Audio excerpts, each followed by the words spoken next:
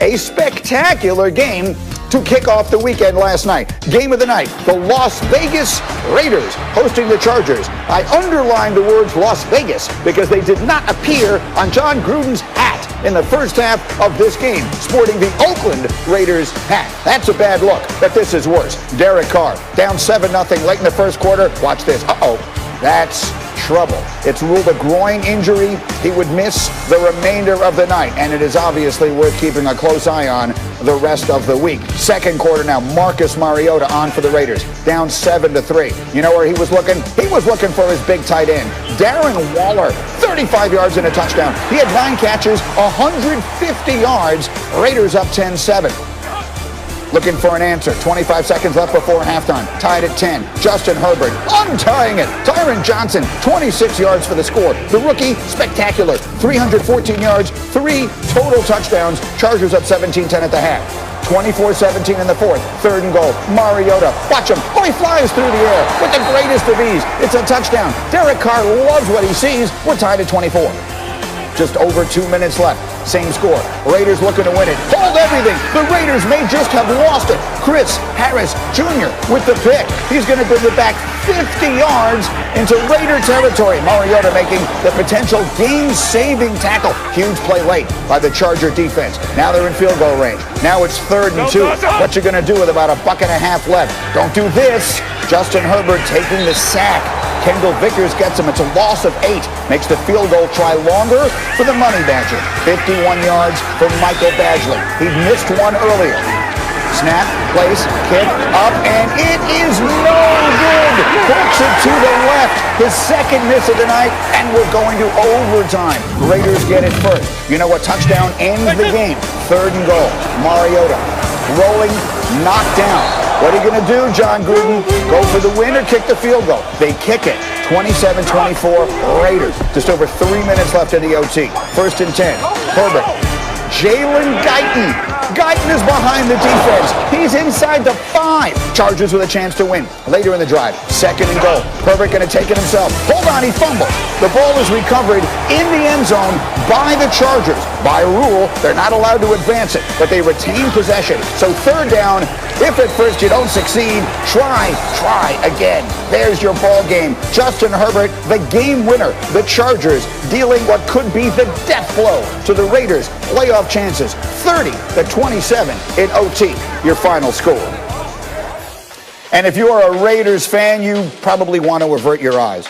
This does not tell a good story for the Silver and Black. Through Week 10, Vegas was 6-3. They had a 73% chance to make the playoffs, according to our analytics. That has now dropped below 5% after yesterday's defeat. And so let us bring the crew in and start talking about this. And Ryan Clark, I will start with you. On a night that began with John Gruden wearing the wrong hat and ends with his team on the wrong side of the playoff picture, how much of this is on John Gruden?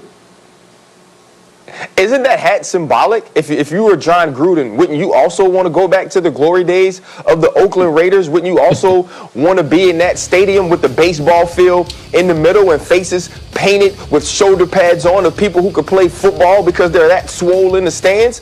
Don't you want to go back to them days? Not the days of the empty, brand new, beautiful stadium in Las Vegas when you can't stop a nosebleed. As my partner Bart Scott once said, this team is terrible. And that's all on John Gruden. When somebody gives you $100 million for 10 years, they're giving you the keys to the car, the keys to the house, the keys to the other facility, and the beach houses that you own. John Gruden makes all the decisions in Oakland. The people that they pick, I believe he has a say in that. So Mike Mayock, it's not all on you. The plays that are called defensively, Rob Marinelli, it's not all on you now. This is John Gruden's team. This is John Gruden's organization, and he is failing. He's made $30 million, and they haven't even won 40% of their games in the 3 years that he's there. And so if you, John Gruden, one, you got to figure out where your team plays, what's the right hat, more importantly, how to win a freaking game. That's right. That's right. Bart, let me come to you then on that thought, because it is 3 years in to the much ballyhooed Gruden tenure. It is starting to feel like it's getting late early out here. Do you feel like this team is far away, or is this the kind of situation where he may be a piece or two away from turning this into what we all expected him to do when he got there? Well, listen, yesterday defense was optional. We realized that it wasn't Paul Gunther because you saw Marinelli couldn't bring back some of his magical days as a defensive coordinator. You have to go to Mike Mayock. Mike Mayock got to make better picks. Arden Key hasn't really turned out. The defense is historically bad. It didn't even look like they had a key understanding the fundamentals of defense. You got safety sitting too deep in cover two, looking at big zones, guys running wide open, a tight end destroying you for 150 yards. Yes, he's done that to some of the worst defense in the league, but this is a team with playoff aspirations. But with all that being said, I think, John Gruden is 3 years into his tenure, and I think he's changed his team. He's given it an attitude. He's given it a personality. When he came in, he had to get rid of Cooper, get rid of Mack. He's failed to replace him, but I think they're going in the right direction. We have to make a decision on Carr long term, but right now he's at a discounted price compared to most starting quarterbacks. I think they'll be better. They just have to get some more pieces on defense. And Rob Ninkovich, let me come to you because you brought up an interesting thought earlier today in our meeting, which is the Oakland-Las Vegas thing. That could actually be more significant than just the hat that John Gruden was mistakenly wearing.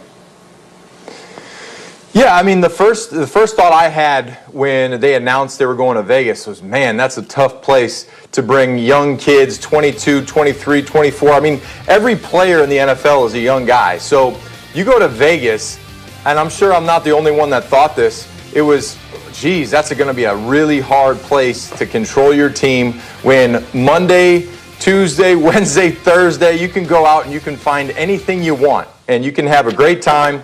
And when you got a little coin in your pocket, sometimes that could be trouble. So it's going to be hard for anybody to go in to Vegas and win consistently and get into the playoffs and all those things that we talk about, especially in Vegas, because of all the distractions. So I think it's just going to be hard for anyone to win there. Look, if Vegas is closed. Vegas closed, y'all.